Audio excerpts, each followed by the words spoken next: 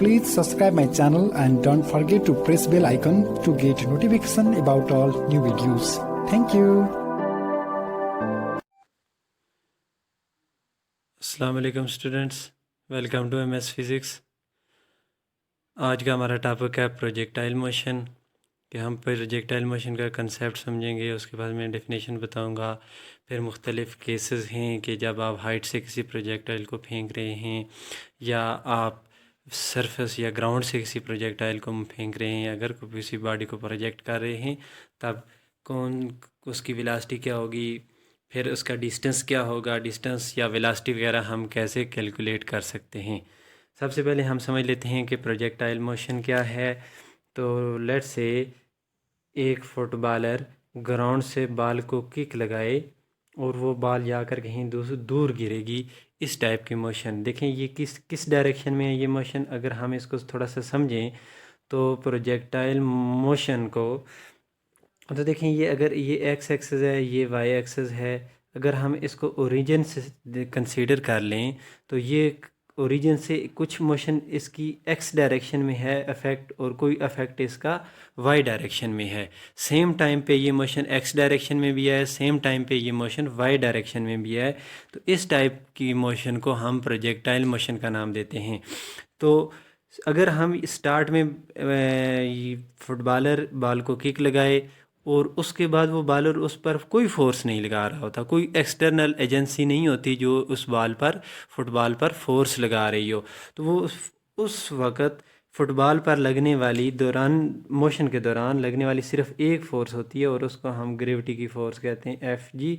तो इस टाइप की मोशन जो नंबर वन हो टू डायमेंशन में, यानी सेम टाइम पे जो एक्स एक्सिस पे भी मोशन हो रही है और वाई एक्सिस पर भी मोशन हो रही है, और उस वक़्त उसके बाद जो फोर्स लगे इनिशियल वेलोसिटी देने के बाद, या इनिशियल फोर्स के बाद जो फोर्स लग रही हो सिर्फ ग्रेविटी की फोर्स हो, ऐसी मोशन को हम प्रोजेक्टाइल मोशन कहते हैं। तो डेफिनेशन देख लेते हैं प्रोजेक्टाइल मोशन की। तो डेफिनेशन है two dimensional motion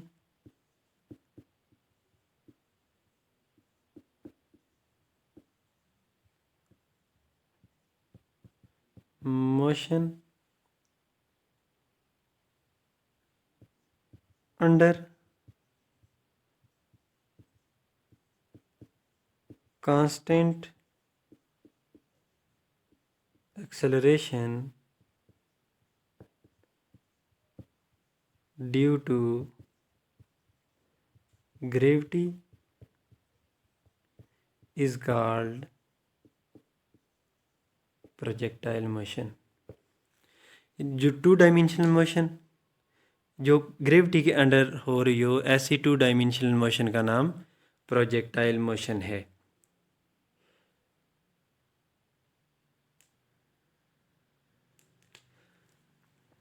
next, projectile किसको हम कहेंगे?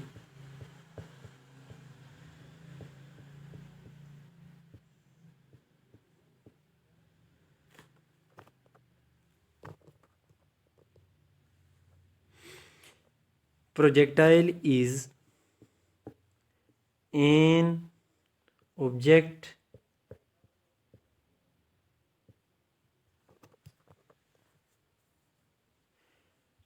in space with certain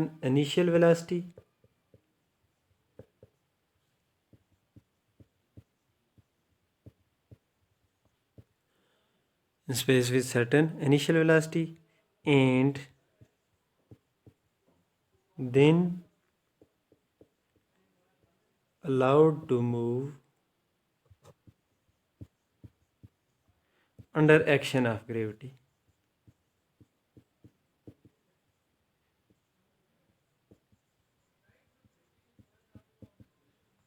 कि कोई ऐसा ऑब्जेक्ट जिसको हम सर्टेन इनिशियल वेलोसिटी दे दें, स्टार्ट में हम उस पर फोर्स लगा दें और उसके बाद हम उसको अलाउ कर दें ग्रेविटी के अंडर मूव करने के लिए, तो ऐसे ऑब्जेक्ट का हम प्रोजेक्टाइल नाम देंगे। वो ऑब्जेक्ट प्रोजेक्टाइल कहलाता है, उस ऑब्जेक्ट को हम प्रोजेक्टाइल कहते हैं। थर्ड इसकी डेफिनेशन है, इसमें है ट्रैजेक्टरी। ट्राजेक्टरी। अच्छा, अब जिस पाथ पर कोई भी प्रोजेक्टाइल मूव करके जाएगा उस पाथ को हम ट्राजेक्टरी कहते हैं। द पाथ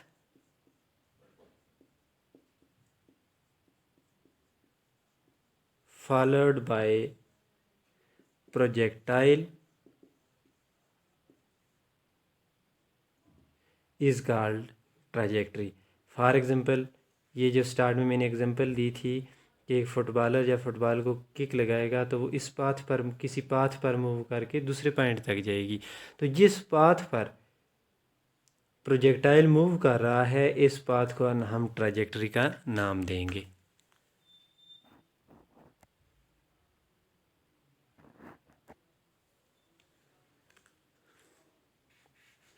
नेक्स्ट है, ये आपने नोट कर लेना है। उसके बाद हम कुछ केसेस देखते हैं कि इसकी एग्जांपल अगर हम देखें तो एग्जांपल कौन कौन सी होंगी।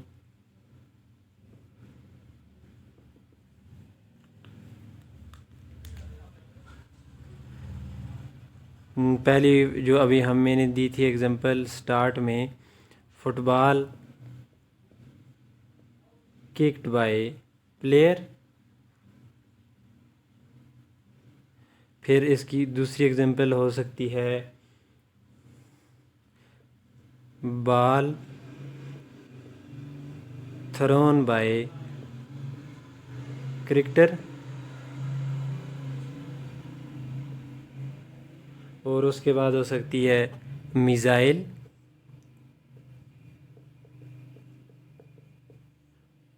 ये कुछ एग्जांपल हैं कि प्रोजेक्टाइल मोशन की एग्जांपल कौन कौन सी हो सकती हैं। तो प्रोजेक्टाइल मोशन की एग्जांपल है number 1, football kicked bye player.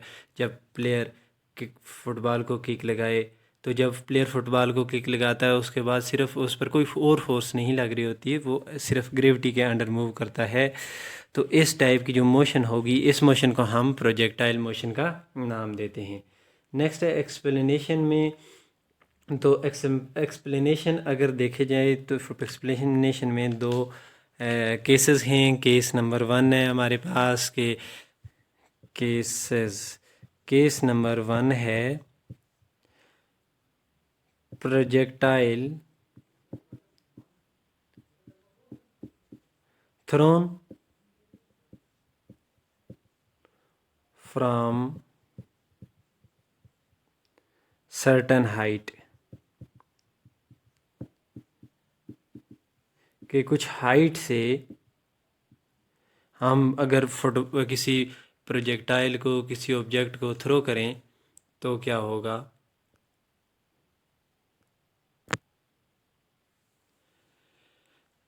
अब फॉर एग्जांपल ये सर्टेन हाइट है, हाइट से एक बंदा एक ऑब्जेक्ट को प्रोजेक्ट करता है, ये उसके मोशन की डायरेक्शन होगी। अगर हम देखें स्टार्ट में ये मूव कर रहा है सिर्फ किस एक्सेस पर, एक्स एक्सेस पर। इनिशियली इसकी मोशन की डायरेक्शन सिर्फ एक्स एक्सेस पर है। अब जो किसी भी बंदे ने इसको जब फेंका था, जब प्रोजेक्ट किया था, तो हालांकि इसको इस डायरेक्शन में मूव करना चाहिए था, लेकिन ग्रेविटी की वजह से ये किस डायरेक्शन में आ गया है, डाउनवर्ड। तो ये इसका किसकी ट्राइजेक्ट्री बनती है, ये इसका पाथ बनता है। अगर हम देखें इनिशियल वेलोसिटी, लेट्स से उसने इनिशियल वेलोसिटी दी vi, तो इनिशियल वेलोसिटी इस ऑब्जेक्ट की सिर्फ x डायरेक्शन में है। तो इनिशियल वेलोसिटी इसकी सिर्फ x डायरेक्शन में है। अगर हम बात करें, लेट्स से उसने वेलोसिटी v दी है, तो हम कहेंगे v initial x is equal to v, कि जो भी वेलोसिटी उसने दी उसको प्रोजेक्टाइल को, वो वेलोसिटी सिर्फ x डायरेक्शन में थी। और अगर यहाँ से देखा जाए तो v initial y is equal to 0 होगी। v initial y is equal to 0 क्यों है, देखें अगर हम स्टार्ट इसे हमें देखने में पता चलता है कि प्रोजेक्टाइल सिर्फ x डायरेक्शन में मूव कर रहा है, ना कि y डायरेक्शन में। लिहाजा हम कहेंगे इनिशियली y की जो कंपोनेंट था वेलोसिटी का वो 0 है, और जो भी वेलोसिटी दी गई है वो सिर्फ x डायरेक्शन में है। नेक्स्ट, इस प्रोजेक्टाइल पर कौन सी फोर्स लग रही है? तो आंसर है इस प्रोजेक्टाइल पर सिर्फ एक फोर्स लग रही है और वो है ग्रेविटेशनल फोर्स।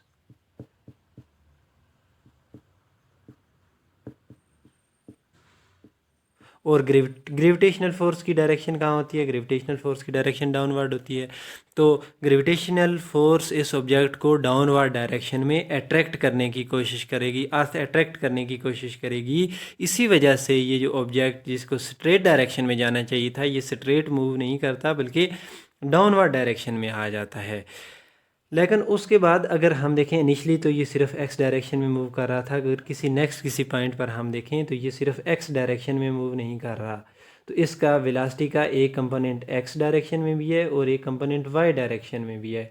अगर उसके बाद हम किसी भी पॉइंट को देखें तो हर एक पॉइंट पे हमें यही मिलेगा कि एक कंपोनेंट इसका एक्स डायरेक्शन में है, एक कंपोनेंट इसका वाई डायरेक्शन में है। दोनों फोर्सेस, दोनों वेलोसिटीज़ यहाँ मौजूद होंगी। क्योंकि ये वैसे भी 2 डायमेंशनल मोशन है, तो 2 डायमेंशनल मोशन है तो इसकी वेलोसिटी कुछ एक्स एक्सिस पर भी होनी चाहिए और कुछ वेलोसिटी इसकी वाई एक्सिस पर भी होनी चाहिए। और कुछ डिस्टेंस जो कवर कर रहा है, अगर ये डिस्टेंस की अगर बात करें हम, तो डिस्टेंस का कोई एक कंपोनेंट एक्स कंपोनेंट भी है, वाई कंपोनेंट भी है। अब ये ओरिजिन से एक्स एक्सिस की तरफ भी मूव कर रहा है ओरिजिन से, और वाई डायरेक्शन में भी मूव कर रहा है। नेक्स्ट है, अगर हम देखें यहाँ हॉरिजॉन्टल डिस्टेंस,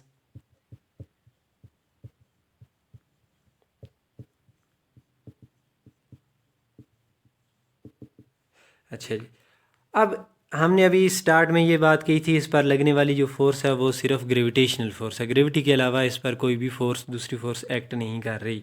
और ग्रेविटी की फोर्स की जो डायरेक्शन होती है वो डाउनवर्ड यानी अलोंग द वाई एक्सिस है। तो एक्स एक्सिस पर इस पर कोई फोर्स, एक्स एक्सिस में इस पर कोई फोर्स नहीं लग रही। तो अगर हम यहाँ पर बात करें F x in force acting on projectile in x direction is equal to 0 है। एक्स डायरेक्शन पर इसमें, एक्स डायरेक्शन में इस पर कोई फोर्स नहीं लग रही। अगर यहाँ एफ एक्स को हम लिख सकते हैं F is equal to m a x is equal to 0। This implies that a x is equal to 0। X direction में जो एक्सेलरेशन होगा, एक्स डायरेक्शन में एक्सेलरेशन 0 होगा, यानी एक्स डायरेक्शन में इसका कोई एक्सेलरेशन नहीं होगा। कोई एक्सेलरेशन ना होने का मतलब है x component of velocity of velocity remains same.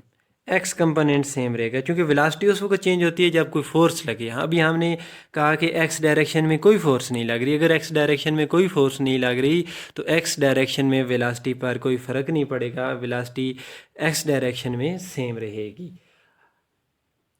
अच्छा, नेक्स्ट है हॉरिजॉन्टल। अगर डिस्टेंस की बात करें तो हमारे पास फार्मूला होता है s is equal to v T.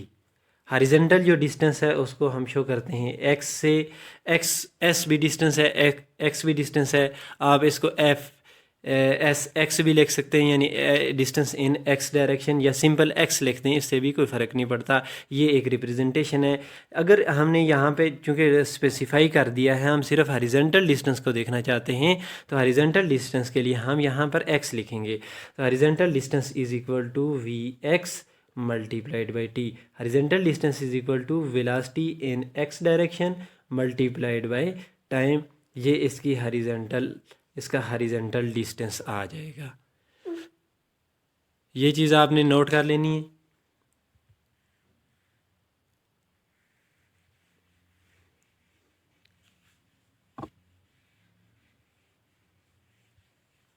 उसके बाद है, अगर हम वर्टिकल डिस्टेंस को देखें,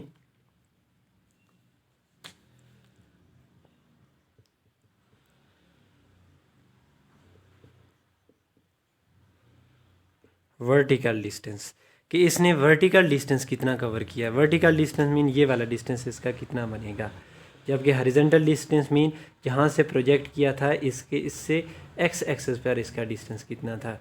ये एक्स है और ये वर्टिकल डिस्टेंस वाई है।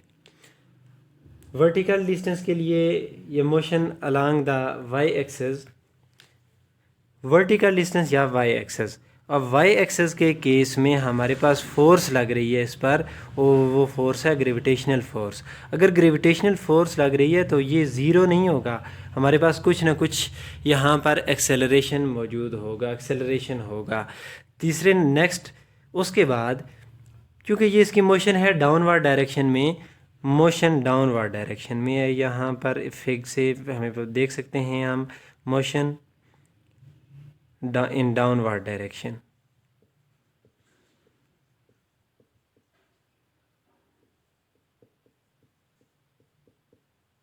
Downward direction.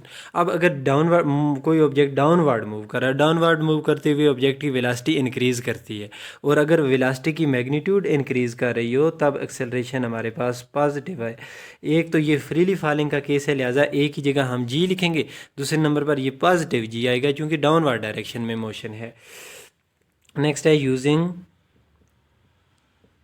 Third equation of motion S is equal to VIT plus 1/2 AT square. ये थर्ड इक्वेशन ऑफ मोशन है। अब इस थर्ड इक्वेशन ऑफ मोशन में जो y एक्सेस पर डिस्टेंस है उसको हम शो करेंगे y से, जिस तरह x एक्सेस के केस में हमने x से शो किया था। वर्टिकल जो डिस्टेंस है y डायरेक्शन में जो डिस्टेंस है उसको y से शो कर दिया, is equal to v initial in y direction multiplied by t plus 1/2, a की जगह हम लिखेंगे जी टी स्क्वायर। और अभी ऊपर हम ये देख सकते हैं कि initial velocity in y direction is equal to zero है। इनिशियली y डायरेक्शन में कोई वेलोसिटी नहीं थी, y डायरेक्शन में जो वेलोसिटी है वो ज़ीरो है, लिहाजा y is equal to v i की जगह ज़ीरो पुट कर दें, multiplied by t plus 1/2 g t square, y is equal to 1/2 g t square. तो ये y एक्सेस पर जो डिस्टेंस है, y डायरेक्शन में जो डिस्टेंस है या वर्टिकल डिस्टेंस है, फाइंड करने का फार्मूला है। ये आपने नोट कर लेना है। हम स्टार्ट करते हैं next case, case number 2।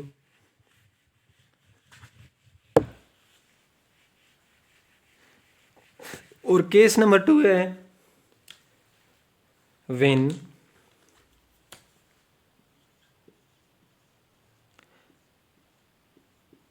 projectile make an angle with horizontal। अगर प्रोजेक्टाइल हॉरिजॉन्टल के साथ कोई एंगल बना रहा हो, फिर देख लेते हैं फिर कैसे एंगल बना रहा हो। लेट्स से एक फुटबॉलर ने इस फुटबॉल को किक लगाई और ये मूव करता हुआ इस पॉइंट पर आ गया। तो ये केस हो अगर स्टार्ट में प्रोजेक्टाइल एक कोई एंगल बना रहा हो, जिस एंगल लेट से थीटा एंगल है, तो अगर कोई एंगल बना रहा हो तब उस केस में हम वेलोसिटी और डिस्टेंस वगैरह ये चीज़ें कैसे कैलकुलेट कर सकते हैं। तो या फिर हम इस टॉपिक के अंदर यहाँ पर हमारा मेन फोकस होगा कि ये जिस वेलोसिटी से ऑब्जेक्ट जाकर यहाँ पर गिरेगा वो उस वेलोसिटी फाइंड करनी है और उस वेलोसिटी का डायरेक्शन फाइंड करनी है। एंगल और फाइनल वेलोसिटी हमने दो चीज़ें कैलकुलेट करनी होंगी। अगर हम बात करें इनिशियल वेलोसिटी की, तो इनिशियल वेलोसिटी इसको ये ऑब्जेक्ट को ये मिली है वी आई। अब वी आई किस डायरेक्शन में है, तो वी आई एक्स डायरेक्शन में भी है और वी आई वाई डायरेक्शन में भी है।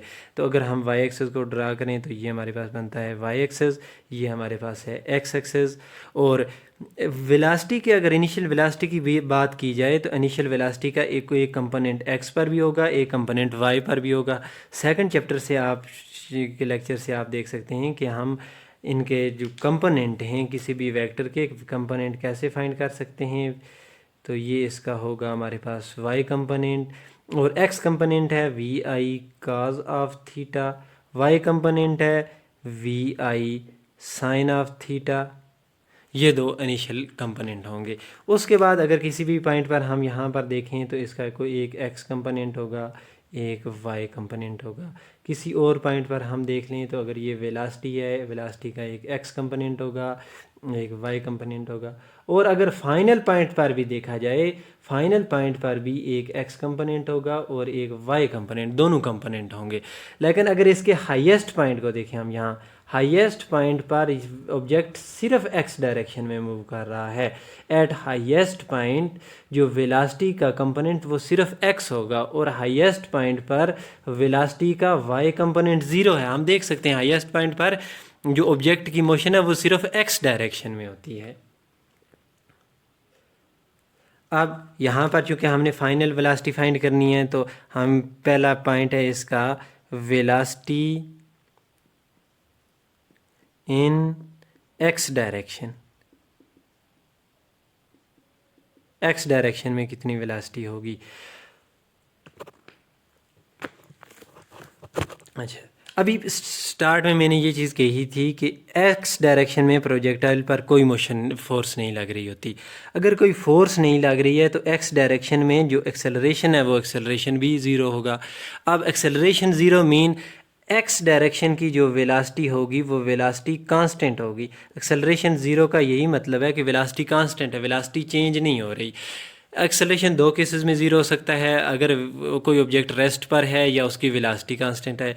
यहाँ हमें पता है कि ऑब्जेक्ट रेस्ट पर तो नहीं है, अगर ऑब्जेक्ट रेस्ट पर नहीं है मतलब इसकी वेलोसिटी कांस्टेंट होगी। तो अगर हम देखें इनिशियल एक्स डायरेक्शन में कौन सी की वेलोसिटी की क्या वैल्यू थी, इनिशियली एक्स डायरेक्शन में जो वेलोसिटी का कंपोनेंट है वो है v i cos of theta. अब हम अभी ऊपर ये कह चुके हैं कि वेलोसिटी एक्स डायरेक्शन में कांस्टेंट है। अगर वेलोसिटी एक्स डायरेक्शन में कांस्टेंट है तो वी इनिशियल एक्स और अगर हम देखें वी फाइनल एक्स, दोनों की वैल्यू सेम आनी चाहिए। और अभी हमने फाइंड किया वी इनिशियल एक्स की वैल्यू है वी काज ऑफ थीटा। तो एक्स डायरेक्शन में वेलोसिटी होगी, चाहे आप किसी भी पॉइंट पर ले लें, इस पॉइंट पर देखें, इस पॉइंट पर देखें, किसी भी पॉइंट पर आप देखें, जो एक्स कंपोनेंट होगा वेलोसिटी का वो v i cos of theta होगा। और v i cos of theta इसका ये कंपोनेंट क्यों है, क्योंकि एक्स डायरेक्शन में कोई फोर्स नहीं लग रही, कोई एक्सेलरेशन नहीं है, कोई एक्सेलरेशन नहीं है, मतलब उसकी वेलोसिटी कांस्टेंट है। नेक्स्ट है velocity in the y direction.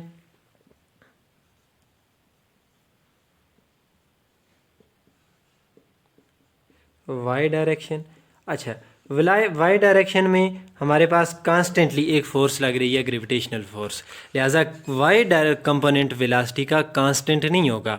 Y direction में वेलोसिटी चेंज हो रही होगी। चेंज होने का मतलब है जब तक जो प्रोजेक्टाइल है स्टार्ट से लेकर हाईएस्ट पॉइंट तक अपवर्ड डायरेक्शन में मूव कर रहा है तो इसकी वेलोसिटी डिक्रीज़ हो रही होगी, और वाई कंपोनेंट इसका डिक्रीज़ हो रहा होगा। और हाईएस्ट पॉइंट से लेकर फिर जहाँ पर ये हिट करेगा ग्राउंड को वहाँ तक इसका जो वाई कंपोनेंट है वो वाई कंपोनेंट डिक्रीज़ कर रहा होगा, मतलब पहले कंटिन्यूसली इंक्रीज़ कर रहा होगा। पहले कंटिन्यूसली वेलोसिटी इंक्रीज़ कर रही है, फिर कंटिन्यूसली वेलोसिटी डिक्रीज़ कर रही है। तो फिर इनिशियल वाई डायरेक्शन की वेलोसिटी और फाइनल वाई डायरेक्शन की वेलोसिटी, ये दोनों वेलोसिटी सेम नहीं होंगी। दोनों केसेस में वेलोसिटी की जो वैल्यू है वो वेलोसिटी की वैल्यू डिफरेंट होगी।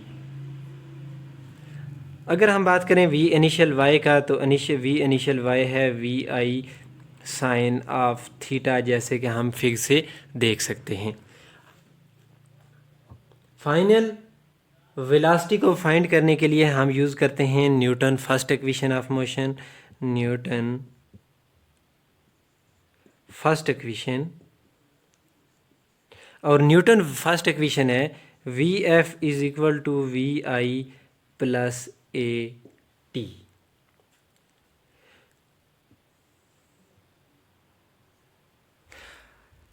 अब हमारा मेन फोकस है, हम यहाँ पर फाइनल वेलोसिटी फाइंड करना चाहते हैं।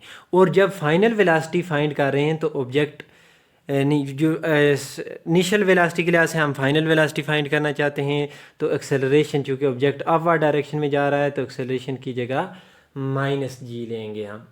और वी एफ वाई इक्वल होगा v i y minus g t. क्योंकि वाई कंपोनेंट देखना है वेलोसिटी का, वाई कंपोनेंट अगर वेलोसिटी का देखना है तो वी फाइनल में साथ भी वाई, इनिशियल के साथ भी वाई लिख दिया। तो v f y is equal to v i y equal है v i sine of theta minus g t. ये हमारे पास फार्मूला आया है फाइनल वेलोसिटी का y कंपोनेंट, और ये हमारे पास फार्मूला है फाइनल वेलोसिटी का x कंपोनेंट। तो मैं इन दोनों को अलग से लिख लेता हूँ, उसके बाद हम मज़ीद इसकी कैलकुलेशन स्टार्ट करते हैं।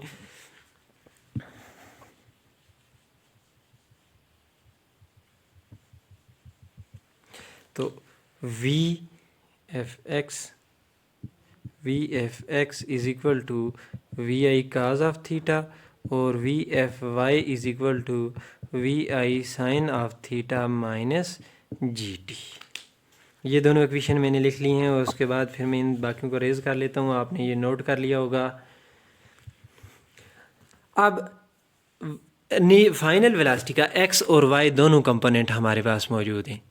अब फाइनल वेलोसिटी की मैग्नीट्यूड हमने देखनी है कि फाइनल वेलोसिटी की मैग्नीट्यूड क्या होगी, और मैग्नीट्यूड इक्वल होती है एक्स कंपोनेंट का स्क्वायर प्लस वाई कंपोनेंट का स्क्वायर।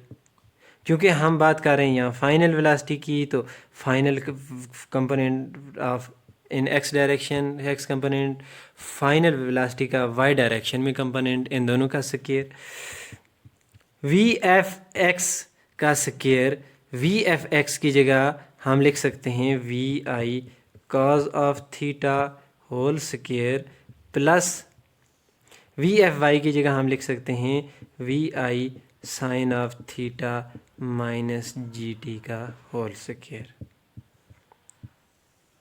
नेक्स्ट है, ये हो जाएगा we i square cos square theta plus यहाँ पर ए माइनस बी का होल स्क्वायर, इसका फार्मूला ओपन होगा, ये a square plus b square minus 2ab, a की जगह हम लिखेंगे v i sine theta multiplied by b की जगह लिखेंगे जी टी। अब फर्स्ट टू टर्म में से वी आई का square common, cos square theta plus sine square theta minus 2 gt v i sine of theta, और ये ट्रिग्नोमेट्रिक आइडेंटिटी है sine square theta plus cos square theta is equal to 1। इसकी जगह हम लिख सकते हैं 1 v i square cos square theta plus sine square theta, बाकी हमारे पास बचेगा v i square minus 2 gt v i sine of theta. दरम्यान में एक टर्म और भी है plus g square t square, और यहाँ भी हम लिखेंगे plus g square t square minus 2 v i sine theta into g t. ये आ जाएगा हमारे पास फाइनल वेलोसिटी की मैग्नीट्यूड।